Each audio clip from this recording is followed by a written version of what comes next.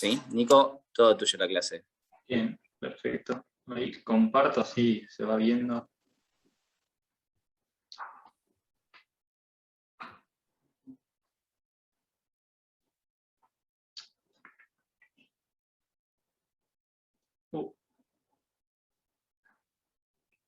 Se detuvo. ¿Ahí se ve, chicos?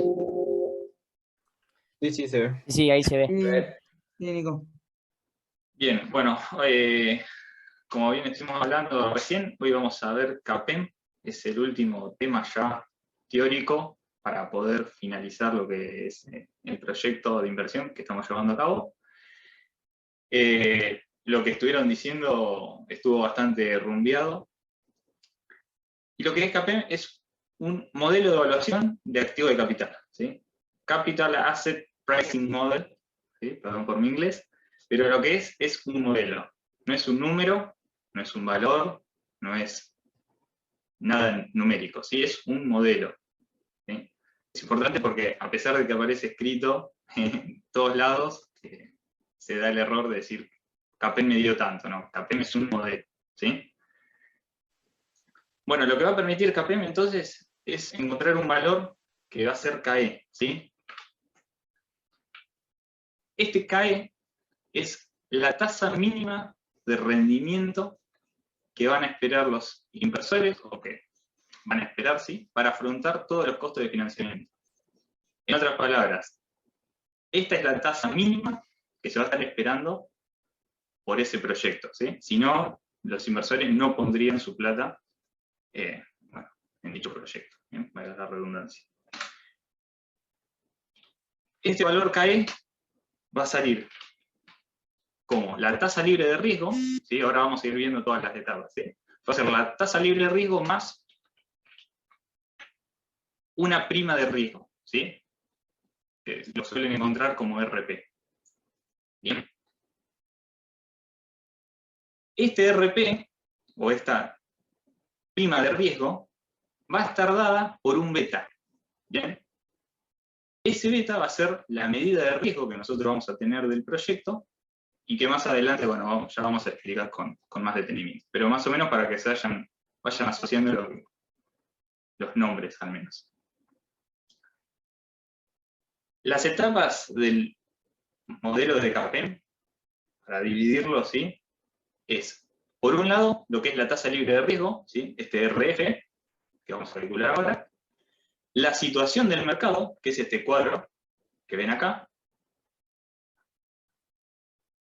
la situación, vamos a decir, del proyecto, ¿sí?, que en realidad es la covarianza que tiene el proyecto respecto al mercado y que nosotros vamos a calcular utilizando el análisis de Monte Carlo, ¿sí?, usando el RISC. Y finalmente, con esos datos, vamos a poder encontrar los valores de beta, y con esos valores de beta encontrar las respectivas tasas mínimas, KU y KE, principalmente. ¿Bien? Arrancamos entonces por lo que es la tasa libre de riesgo. La tasa libre de riesgo, ¿sí?, es, bueno, no quiero hacer muy larga la presentación, pero es aquella tasa mínima que te van a dar con una certeza absoluta, vamos a decir, de que te la pueden pagar. Es decir, no vamos a encontrar ningún activo, ¿sí?, que nos dé por debajo de esa tasa. ¿Bien? Esa es la tasa libre de riesgo. Van a ver que está linkeada, ¿sí?, bien, está linkeada a la pestaña de bonos. Y en esta pestaña de bonos tienen distintos métodos para calcularla. El método más sencillo es el método por la tendencia logarítmica, ¿sí?, si la podemos llamar así. Y lo que ustedes tienen que hacer es calcular,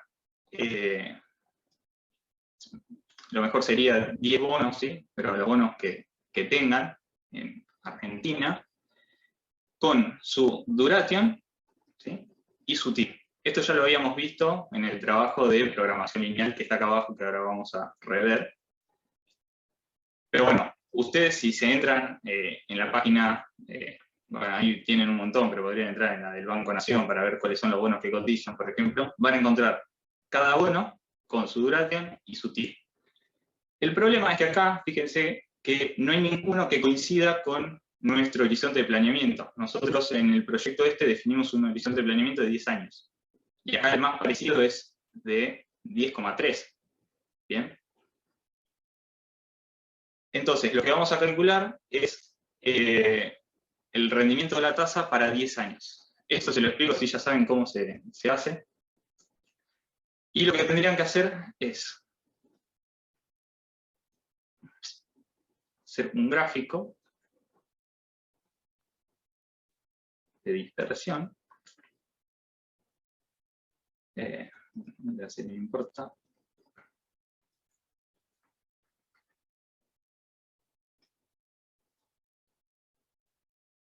Bien. Hacer un gráfico de dispersión con la duration, ¿sí? El eje X y la TIR. Esto ustedes les pueden agregar una línea de tendencia logarítmica, la van a encontrar acá dentro de las opciones. Bien.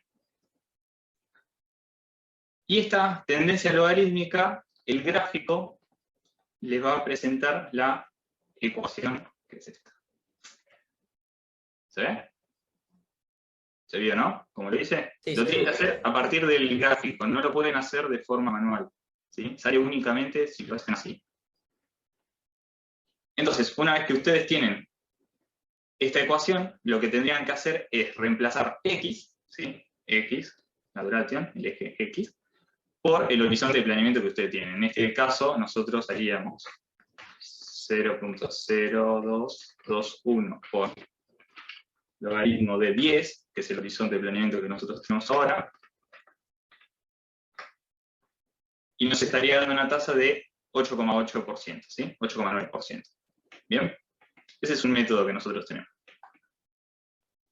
El otro método es el que nosotros ya hicimos cuando vimos programación lineal, ¿sí? El método de Haugen. Y bueno, se hacía de una forma similar, recordarán. Y de esa manera podían tener su tasa libre de riesgo.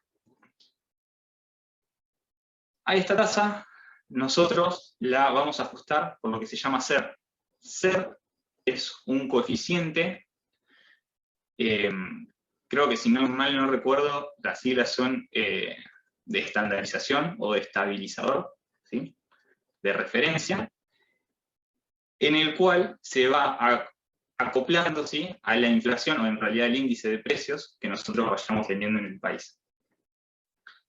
Fíjense que, bueno, acá tenemos la tablita, 8,89%, la TIR a 10 años, que es el valor que nosotros habíamos calculado acá, ¿bien? Más el coeficiente SER nos termina dando una tasa de 43,89%. Bien. Bien, bueno, acá tenemos un ejemplo de lo que es cómo va variando el índice de precio del consumidor, para que vean que es muy similar el coeficiente SER a lo que dice el índice de precios. Y por último, bueno, tenemos otra tasa más que está agregada acá, que es calculada en dólares, pero teniendo en cuenta la paridad del tipo de cambio, ¿sí? O sea, la devaluación esperada del peso, y nos va terminando dando una tasa también similar. Con esto podríamos seleccionar nosotros nuestra tasa libre de riesgo. ¿Bien? Como pueden observar acá, ya está hecho para que ustedes puedan ir cliqueando y les vaya apareciendo la tasa libre de riesgo. Entonces, por un lado, ya tenemos solucionado este primer tema. ¿Bien? Segundo tema, la situación del mercado.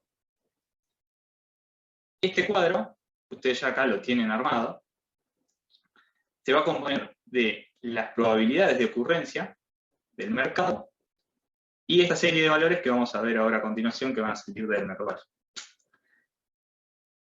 Esta probabilidad de ocurrencia, ustedes tendrían que poder saber definirlas, porque ya hicimos un análisis del mercado al principio de año sobre el PBI, ¿bien?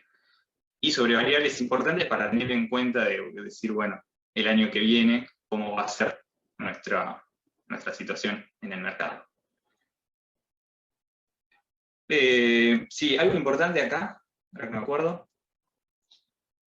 Fíjense que si ustedes, ahora porque ya lo tienen definido, pero más adelante, que estas probabilidades tengan sentido. Nos ha pasado el año pasado que, por ejemplo, pasaba de tener acá un 1% de probabilidad y acá un 3,5%. O sea, fíjense que la base, o sea, que todo sigue igual, es de un 20%, una moderada recuperación, es una probabilidad mayor de un 60%, pero la fuerte recuperación termina teniendo una probabilidad menor que un escenario altamente recesivo. Esto de acá no tiene ningún sentido, no tiene ningún criterio. Entonces fíjense que a la hora de definir probabilidades, ¿sí?, de los escenarios a futuro, esto tenga cierto sentido, ¿bien? Cierta lógica. Bien. Lo que vamos a calcular acá son los distintos valores que va a tomar el mercado, ¿sí? Y esto se va a calcular a través del Merval, que es esta otra pestaña que tienen aquí. Lo que es Merval, ustedes van a utilizar, pueden ver la serie, está en la página del Banco Nación, está en muchísimos sitios, y van a agarrar el valor de cierre del Merval de todos los años, ¿sí? Se va a tomar anual. Lo que ustedes tienen que calcular acá es la variación entre un año y el año anterior, ¿sí? Fíjense qué datos toman. Acá esto está expresado acá, así, pero bueno, habría que ver cuáles son los datos relevantes. Cuanto más datos tengan, mejor, pero tienen que observar bien cuáles son los datos relevantes o el horizonte de tiempo que ustedes consideran relevante, ¿sí? Y van a ir calculando las variaciones, ¿sí?, de los cierres del Merval. Luego van a llenar esta serie de indicadores, ¿sí? N es la cantidad de datos que están tomando. Sigma es, bueno, en estadística y en todos lados, la desviación estándar, ¿sí?, que tienen dentro del conjunto de datos. El coeficiente o el índice Z, esto va a estar dado por el intervalo de confianza que ustedes estén tomando. Nosotros tomamos un 95% de intervalo de confianza. Esto sale por tabla. Si mi memoria no me falla, es 1,96. Después chequenlo. Van a tener el dato mínimo que hayan tenido en la columna, el dato máximo que hayan tenido en la columna, y la media, ¿sí?, el promedio. Esto de acá, tienen que hacer la fórmula nada más, pero lo que les va a estar dando es el mínimo en el intervalo de confianza del 95% y el máximo en el intervalo de confianza del 95%. Una vez que ustedes tienen todos estos datos, los vuelcan en este espacio de acá. ¿Bien? En el altamente recesivo, nosotros vamos a poner el mínimo.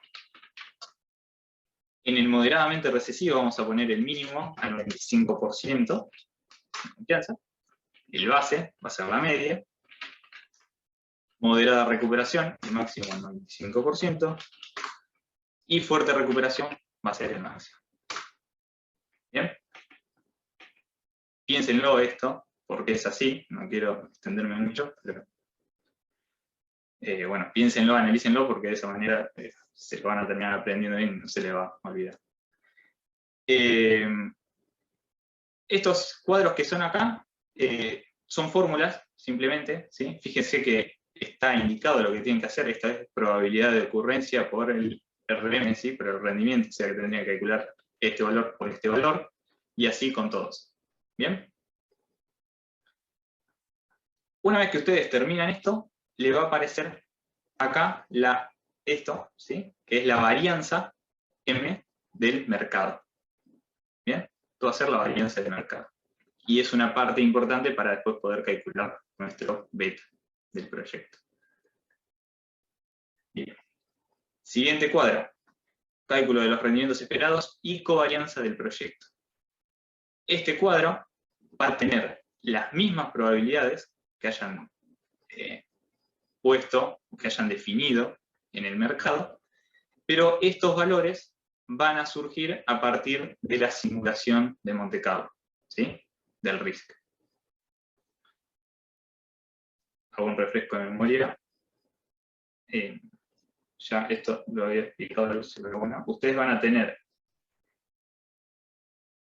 cuando tengan la TIR, ¿sí? Arrojada por el RISC, va a tener una forma similar a esta, ¿sí? Una distribución normal, y en el costado derecho le va a aparecer el mínimo, la máxima y la media.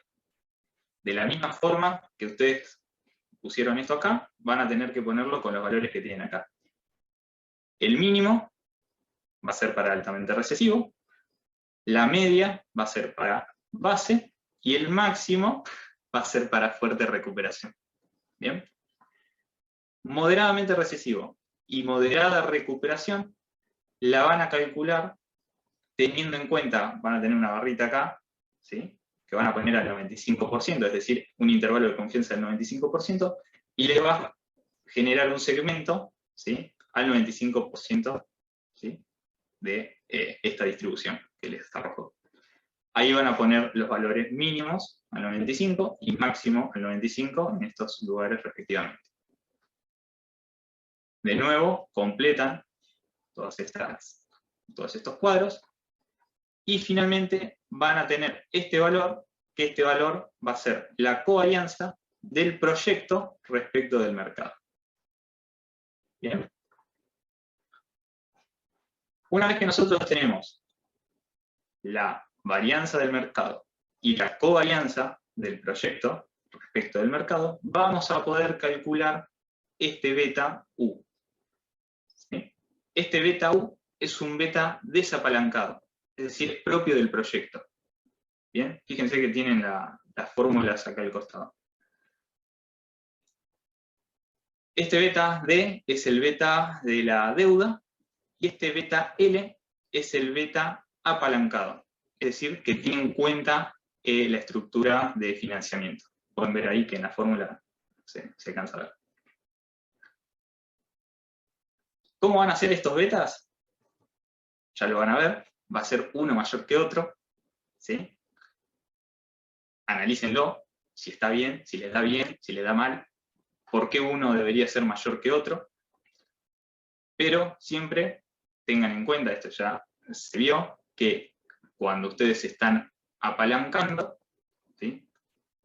Crece el nivel de riesgo. ¿Bien? ¿Esto por qué? Porque en realidad el beta, ¿sí? Más que ser una medida de riesgo, es una medida de sensibilidad.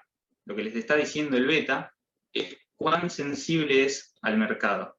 ¿Bien? Este beta se va a mover entre 0 a mayor a 1. ¿Sí? Puede llegar a encontrar 2, ser un beta alto. Si tienen un beta 1, significa que se mueve a la par del mercado. Si es menor a 1, significa que se mueve en menor proporción que el mercado, y si es mayor a 1, que se mueve en mayor proporción del mercado. Lógicamente, un beta mayor a 1, es decir, si el mercado se mueve un 10%, el proyecto se va a mover, por ejemplo, si fuese un beta de 2, se va a mover un 20%. Si todo va bien, va a ser un 20% positivo. Si todo va mal, va a ser un 20% negativo. Con lo cual, un beta alto, lo que nosotros nos estaría dando sería una cosa así, por ejemplo, ¿no? En un mercado súper variable, y un beta menor a 1 nos estaría dando algo así. Con lo cual, esto se aproxima más a la media o a lo que nosotros esperamos, con lo cual se dice que el proyecto tiene menos riesgo. ¿Bien? Una vez que nosotros calculamos los betas, vamos a poder calcular las distintas tasas. KD, con su beta de deuda, el KU, con el beta desapalancado, propio del proyecto, y el KE, con el beta apalancado, que tiene en cuenta la estructura de financiamiento. ¿Bien? Y es el que van a ver los accionistas. Nuevamente acá van a ver que uno es mayor a otro, ¿sí? piensen cómo afecta el riesgo para uno, cómo afecta para otro, y por qué uno es mayor que otro. Y finalmente, vamos a terminar con este cuadro. En este cuadro lo que se muestra es el valor de CAE a través de los años, el valor de WACC. Este WACC es el promedio, el coste promedio ponderado de capital, ¿sí? Que lo que tiene en cuenta es tanto el CAE con su estructura de financiamiento, más el CAU, en realidad coste es el K de la deuda, porque tiene en cuenta este 1 menos T, que acá se están descontando el impuesto a las ganancias, ¿sí? Porque nosotros estamos adquiriendo deuda con el banco, ¿sí? Deuda con obligacionistas, por lo cual se descuenta. Pero como la estructura de financiamiento es variable a lo largo de los años, si nosotros tomamos deuda, a medida que pasan los años la vamos amortizando, este valor de WACC va cambiando. ¿Bien? A lo mismo que pasa con el valor de CAE, con lo cual el CAE va a ir cambiando a lo largo del año, a lo largo de los años, perdón, el valor WACC va a ir cambiando a lo largo de los años y va a llegar a un punto que se van a estabilizar. Ese punto que se estabiliza va a coincidir con otra tasa, ¿sí? Que bueno, por descarte va a ser nuestro KU, y si se fijan matemáticamente se da. ¿Bien? Cosas importantes a tener en cuenta, que estas tasas que nosotros consideramos acá, van a estar dadas dependiendo de lo que nosotros querramos calcular, ¿sí? Si nosotros estamos viendo la rentabilidad que va a tener el accionista, lógicamente vamos a tener que estar usando el CAE, ¿sí? Que es el K apalancado, la tasa mínima apalancada. Si nosotros queremos ver el rendimiento propio del proyecto, es decir, intrínseco, vamos a tener que estar mirando el KU, ¿bien? Que es propio del proyecto. Entonces, fíjense que todas estas cosas están relacionadas y es importantísimo que lo tengan bien aceitado y entiendan la diferencia entre uno y otro. Bueno, ya con eso podríamos volcar estas tasas de descuento, ¿sí? A los cálculos que iban. No quiero cliquear porque este Excel es de uno de ustedes y no quiero que se estén viendo los datos que hay. Pero ya con esa tasa de descuento van a poder ir calculando dependiendo de lo que quieran ver. ¿Bien? Ténganlo bien en cuenta, ¿sí? Es distinto el riesgo que tiene el accionista al que tiene el banco. ¿Bien? El accionista asume más riesgo. ¿Por qué? Porque es el último en cobrar. El banco cobra siempre. Si el proyecto no le puede pagar, el banco se queda con el proyecto, ¿sí? El accionista no. Con lo cual, ese riesgo de más que tiene que abordar, vamos a decir, el accionista, lo tiene que ver reflejado en algo, porque si no lo ve reflejado en una mayor rentabilidad, no invertiría. ¿Está bien? Con lo cual, siempre, el accionista asume más riesgo que el banco, con lo cual requiere una rentabilidad mayor. De ahí que el CAE, que es el que está apalancado, que tiene en cuenta la estructura de financiamiento, que es el que tienen en cuenta o el que van a ver los accionistas, va a ser mayor que el CAU, que está desapalancado, que es propio del proyecto.